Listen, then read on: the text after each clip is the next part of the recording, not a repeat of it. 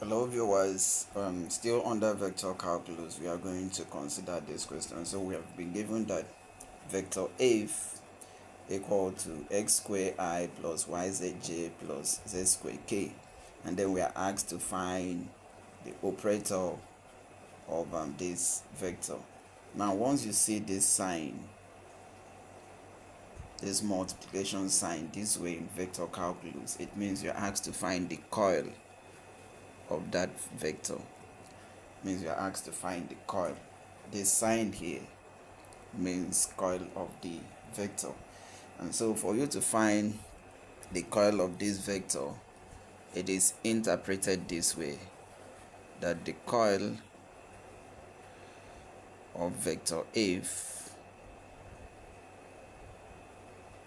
will be equal to, so you have the I, you have the j, and you have your k, and then you have your partial derivative all over x, you have your partial derivative all over y, and then you have partial derivative all over partial derivative of z.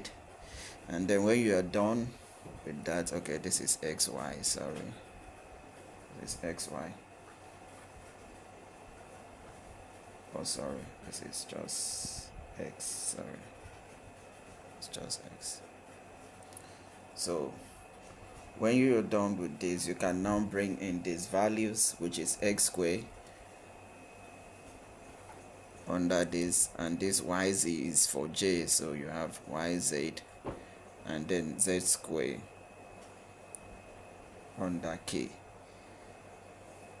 So you have this. So this is now in matrix form, and you are going to solve it just like you solve your cross product in vectors. So whenever you see this sign in vector calculus, it means it is coil, as the operator is coil of the vector, and then you are going to solve it just like you solve cross product in your vector algebra. So let's start. And so to solve this question, we are going to do this. So when we pick for the I, when we pick I, so when we pick I, we are going to close here and close here.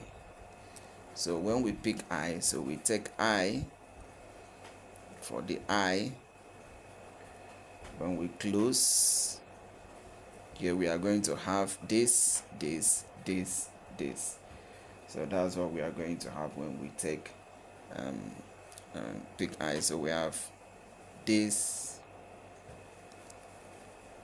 over this, then we have yz, and then we have this over this, and then we have z square. So that's for I. So but you know, normally we have positive, negative, positive. So here is going to be negative j, so we pick j for now, and then we have this. So when we are picking j, we will cover this, and also we cover this, and also cover this. So we are going to be left with this. So we have this over this, then we have our x squared, and then this two, this over this, we have a z squared.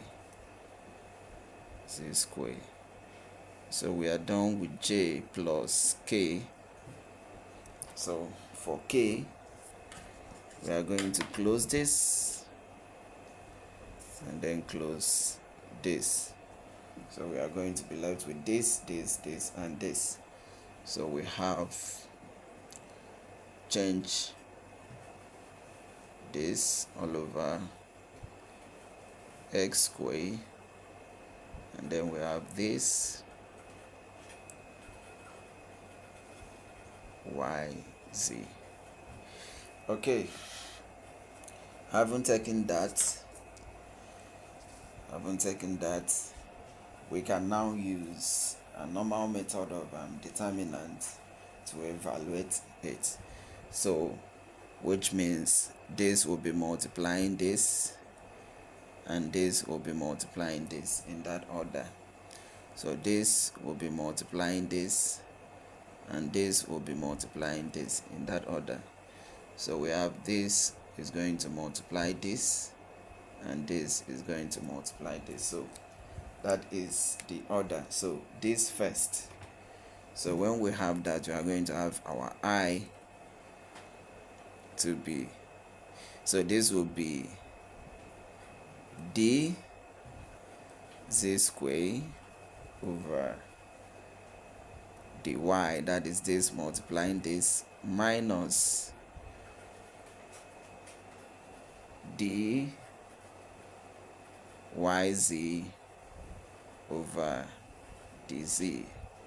Yeah, this will multiply this, so we are going to have dz square over dy, and this multiplying this, we have dyz over dz, minus we have j,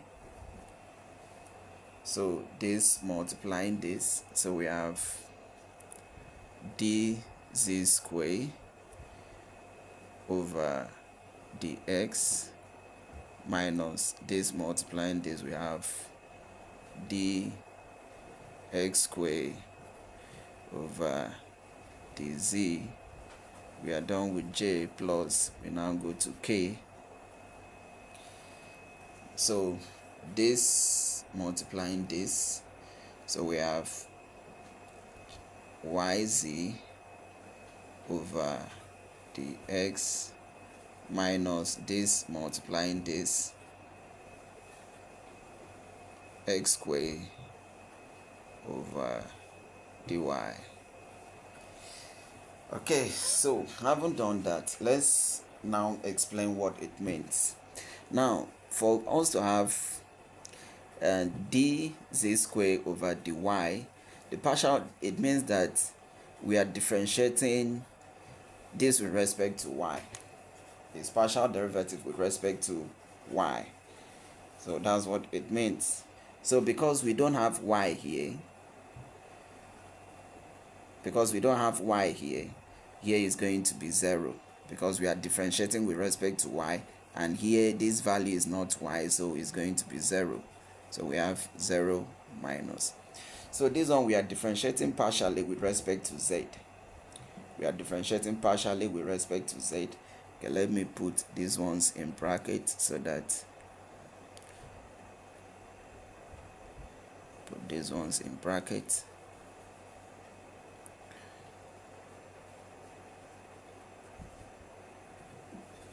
Okay, let me start from here. So for the first one, we are differentiating partially with respect to y. Since this value is not y, is z, it's going to be 0, it's a constant. Now, in this second instance, we are differentiating partially with respect to z, and we have z here. So if we differentiate this with respect to z, we are going to be left with y. So we are done with that, minus j. Now, in this case, we are differentiating partially with respect to x, and this value is z squared, is not x, so it's going to be 0, minus. In this case, we are differentiating partially with respect to z, but this value is x squared, so it's not z, so it's going to be 0. So we are done with that, plus k. Now, for the k, we are differentiating partially with respect to x, but there is no x here, so the value is going to be 0, minus. In this case, we are differentiating partially with respect to y, and there is no y here, so we are going to have it to be still 0. So having done that, we'll know that if we open this bracket with I, this is 0, so this will be I into minus y minus j, 0 minus 0 is 0, plus k into 0 minus 0 is 0. So if we solve this out, we are going to have minus yi minus 0 j plus 0 K. So that is what we are going to have as an answer if we find the coil of this vector. So we now have that the coil of vector if is equal to this.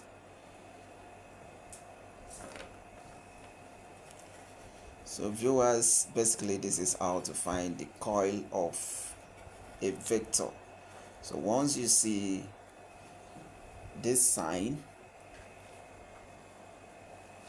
you know that it is coil, and this is how to express it. Thank you.